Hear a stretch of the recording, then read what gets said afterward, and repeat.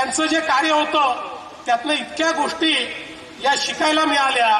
पलीकडच्या काळामध्ये खरं आहे की ते समोर गेले, पण मंत्री म्हणून नाही. म्हणजे मला हे आठवतं की आता उल्लेख खरं म्हणजे करावा करू नये, पण ज्यावेळेस भुजबळ साहेब गेले आणि भुजबळ साहेब गेल्यानंतर समोर गेल्यानंतर 99 ते 2004 मला आठवतं की इतका त्रास आमच्या बाकावरचे लोक भुजबळ साहेबांना द्यायचे. खूप भुजबळ साहेब हे पुरून उरायचे. पण राणेसाहेब गेल्यानंतर मात्र कोणीही कधी त्यांना त्रास दिला नाही, कधी त्यांचा विरोध केला नाही.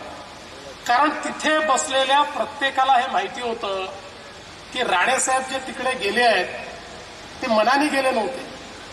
जो प्रसंग त्यांच्यावर आला त्याचे आम्ही साक्षीदार आहोत की ज्यावेळी आम्ही सगळं प्लॅन करून आणि सभागृहामध्ये सरकारच्या मागण्या म्हणजे बजेट हे वोटिंगमध्ये पाडायचं असं ठरवून पूर्ण प्लॅन तयार करायचो आणि प्लॅन एक्झिक्यूट होणार.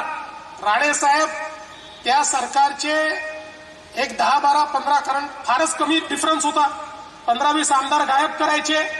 त्यामुळे आमची संख्या त्यांच्यापेक्षा जास्त असायची.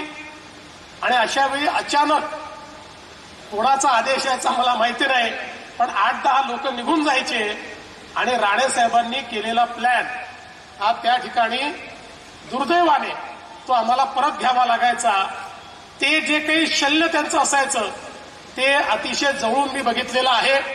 मी लहान होतो त्याच्यामुळे राणेसाहेब असतील, मुंडेसाहेब असतील, सगळी कामं मला सांगायचे. त्यामुळे आमचं सभागृहात काम संपलं की राणेसाहेबांच्या चेंबरला आम्ही जाऊन बसायचो. त्या सगळ्या गोष्टी खूप जवळून पाहायची संधी मला मिळाली.